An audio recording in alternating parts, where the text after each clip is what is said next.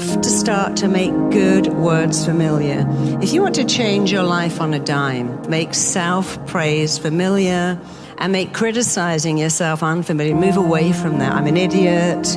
I got rocks for brains. I mess everything up. You can change your life so quickly by making praise and self-belief familiar by constantly doing it, and meanwhile make criticism unfamiliar. See, your mind can't go in two lanes. The mind cannot hold conflicting beliefs. I'm good, I'm nervous, I'm smart, I'm anxious. I'm a good student, I've got a terrible memory. People like me, but I'm scared of rejection. That really messes up your mind because it wants to go into one lane or the other, but it can't go into both. It all comes back to two things: the pictures you make in your head and the words you say to yourself, which you are free to change. The way you feel about everything. Our mind loves what is familiar and really hates what is unfamiliar. If your mind loves what is familiar, all you've got to do is make good stuff familiar. And one of the things you can do to make familiar that will change your entire life is to make self-praise familiar. I'm good, I'm smart, I'm kind, I'm nice, I'm interesting. This is what is so important about your mind. It doesn't know and it doesn't care if what you tell it is good or bad, useful or pointless, beneficial or not. Your mind doesn't know and it doesn't care, because your mind makes your thoughts real every minute of every day. Your mind makes your thoughts real. And if your mind makes your thoughts real, you better learn to make better thoughts. I mean, imagine if we taught kids that at 5. Your mind's job is making your thoughts real, and your job is think better thoughts. So when you understand the workings of your mind, point 1 is your mind does what it thinks you want. And if you go, I don't want to be rejected, I don't want to be dumped, I don't want to fail, I don't want to get it wrong, I didn't want to go to school on Wednesday and take that exam. Your mind goes, okay, I'm tuning in. Don't want to go to school on Wednesday. Why don't I give you a raging headache, chronic diarrhea? I don't really care. I just understand to give you what you want. The mind is not logical. It just tunes into what you think. And when you think better thoughts, you change your life. So we want to be the CEO of our own mind. How do we do that? Well, it really is very easy. Don't complicate it. It all comes back to how do you talk to you. I've been working with teenagers all my adult life, and I never cease to be horrified by how they describe it. I'm an idiot, I'm a piece of you-know-what, I have rocks for brains, I'm not very good, my dad never sees me, so I guess I'm worthless. And I always teach them, look, the most important word you will ever hear to yourself in your whole life, and not for some hot girl or some hot guy, or even a teacher saying, gosh, you're smart, you are the best kid I've ever had in my class, or even a parent saying, wow, parenting you is the joy of my life. No, the most important word you will ever hear in your whole life come from you. You have to look at your beliefs. Whatever you believe, you're going to make it real. And when you believe you're going to do something amazing, whatever you believe, you'll make it real. So you've got to think about your beliefs, because first you make your beliefs, and then your beliefs turn right around and make you, and then there's something called confirmation bias. I believe I'm not smart. I believe my mind isn't very quick. I believe people don't really like me.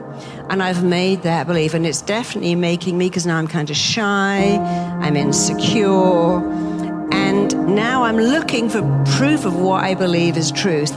If I wake up and I think I'm not enough, what kind of feelings would I feel? I'll give you a clue. There isn't a single good one in there. Listen, behaviors. I wake up and think I'm not enough. I feel sad or I feel angry. How am I going to behave? Pick anything. Again, here's a clue. None of them are good. I don't take any risk. I'm risk averse. I stay at home. Maybe I cry. Maybe I act out. Maybe I start bullying people. The emptiness you feel inside is always because of the needs that weren't met. And one of your needs is to believe in yourself. And if you don't have that, you feel this emptiness here not enough. If I'm not enough, guess what I need? More. More food, more praise, more followers on my feed, more alcohol, more something. If I said I'm enough every day, what kind of feelings would I feel? Here's another clue. This time they're all good. You can't say I'm enough and feel terrible. See, words are like balm. If my skin was very dry and I put lotion on, my mind doesn't go, is that from Prada or did you get it free on an aeroplane? Doesn't care. Balm soothes dry skin and words soothe something else. Words are nourishing. If we think we're enough and we feel happy, powerful, loved, secure, you'd work on your goals with the belief, I can achieve my goals because I'm enough. I'd talk to people. They can't reject me. Nobody can reject me except me, and I'm never going to do that because I'm enough. I would take some risks. You can tell yourself whatever you like. You know, Muhammad Ali said, I told myself I was the greatest before I was. You know what happened? In everyone's eyes, I became the greatest. What a concept. Tell yourself you're the greatest. I want to show you how to manifest. There are 3 ways to manifest. One is just sitting there thinking, I'm going to manifest everything. But you have to manifest in 3 ways. The first is you must believe you are worth it, whether you want love, or a great career, or promotion, or money, or your own business. If you don't do step 1, which is believe you are worth it, you won't be good at manifesting. The second is you've got to really know what that looks like. And then you've got to do the work. You'll say, oh, I thought I could just manifest. No, you still got to study, still got to write your program, open your business, work. 80% of your success is down to having a success mindset. If you believe you're worth it, that will take you further. Belief without talent takes you further than talent without belief. We all watch reality TV. We all see people with no talent, but they have amazing self-belief. If you have belief and no talent, you probably will do better than someone with huge talent and no belief. If you have both, you can go anywhere. Impress, instruct, install into you what you require. And you're going to say in a powerful voice, I insist on this, I require this, I'm giving this to myself.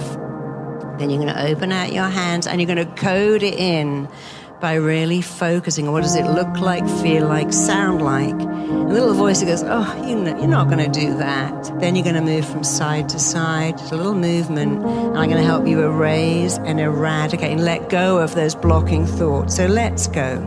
Close your eyes, touch the area right in between your eyebrows. And I want you to repeat these words. I want you to think of what you really want. What do you require for yourself? What do you want? What do you require? What do you need? What are you prepared to give yourself? And I want you to say with unshakable confidence, what I require for myself is, say it. What I require for myself is confidence. What I insist on for myself is knowing, radiating that I'm enough.